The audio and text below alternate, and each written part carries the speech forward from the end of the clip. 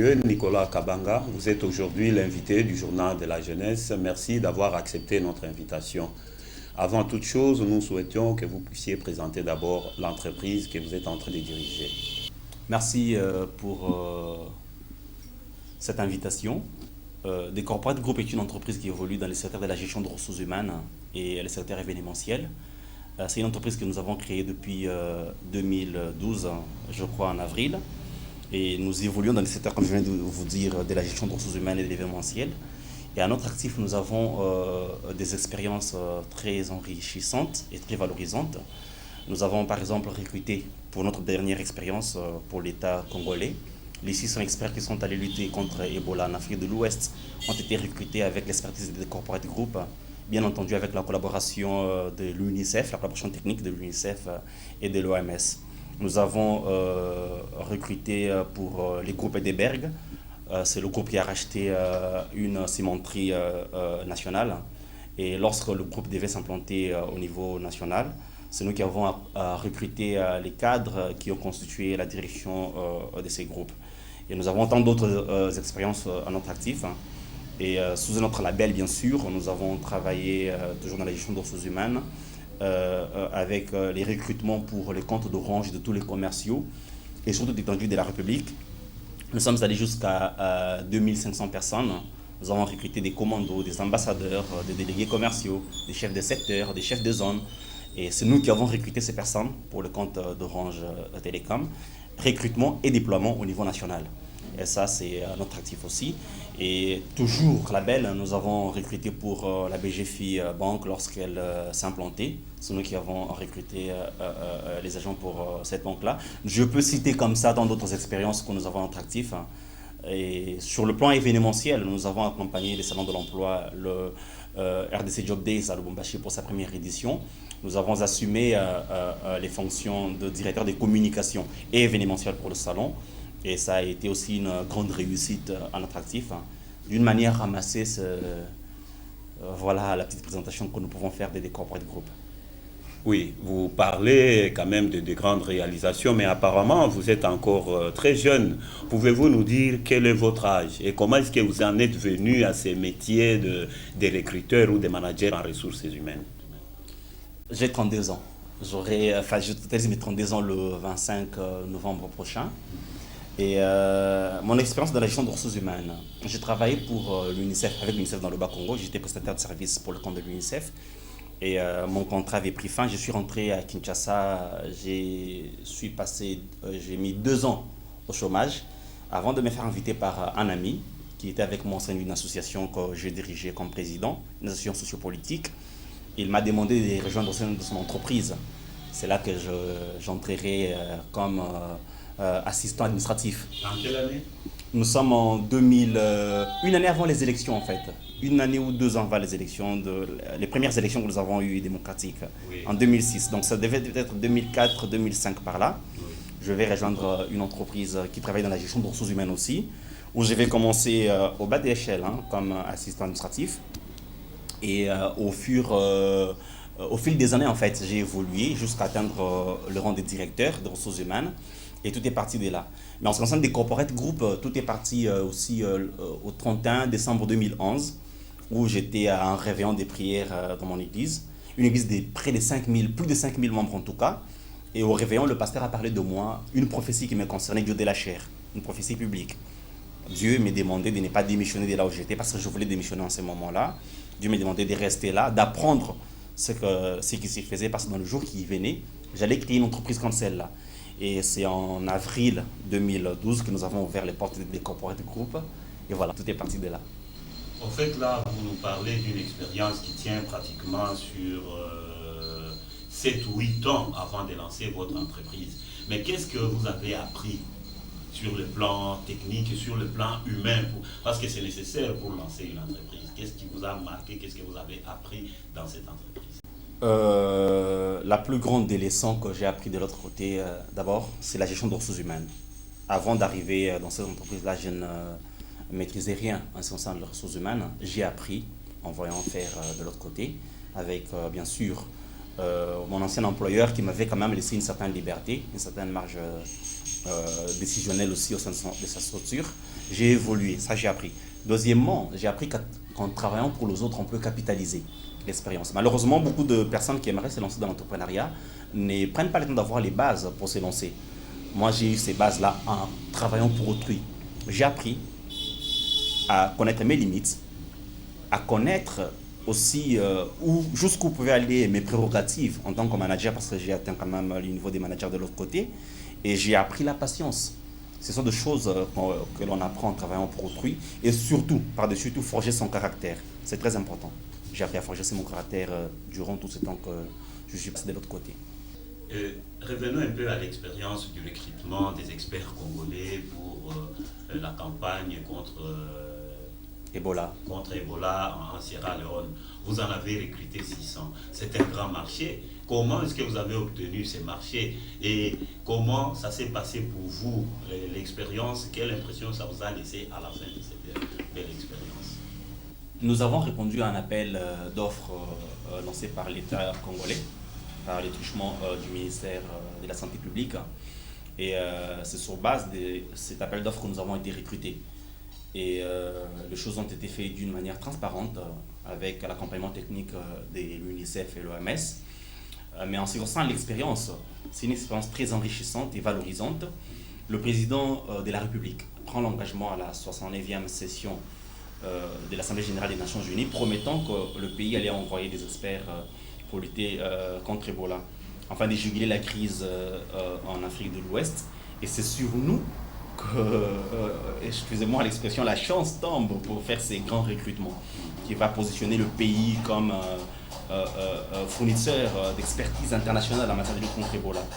Et nous sommes très fiers de cette expérience enrichissante. Nous sommes restés très marqués, d'abord, premièrement, par la confiance de l'État congolais. Vous m'aviez posé la question tout à l'heure sur le fait que j'ai paru très jeune.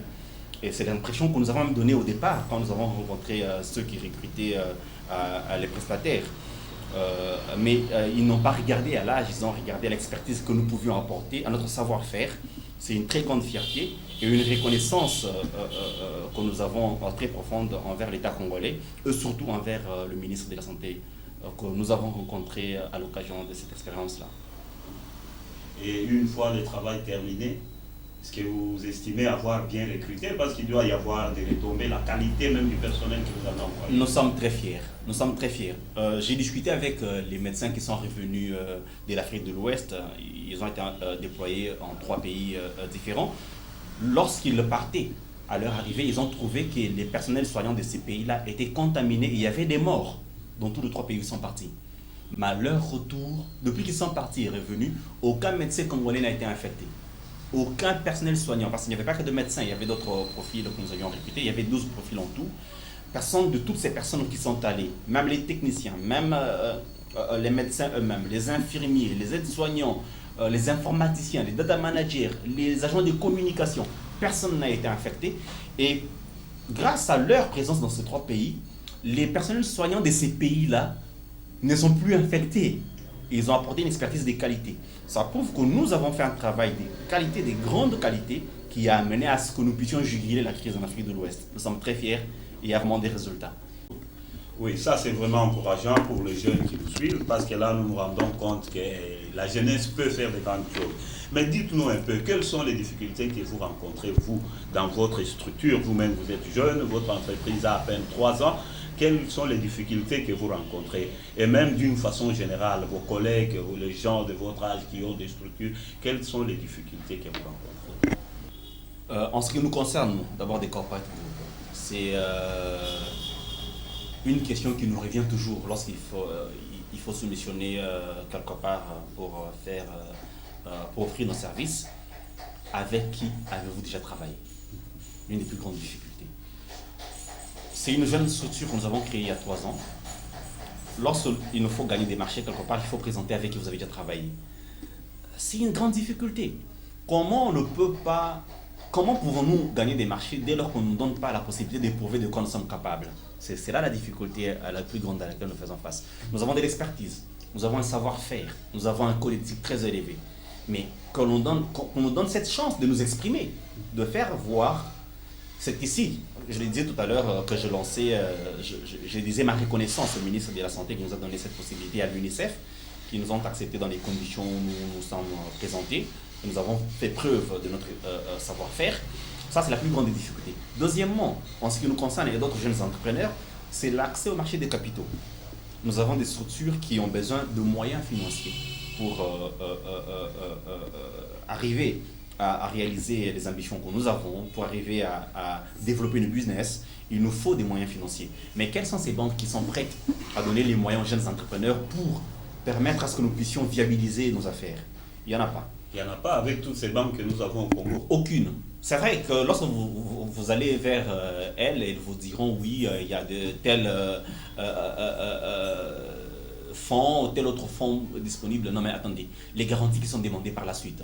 On vous demandera des gages que nous n'avons pas. Ça, c'est une grande difficulté.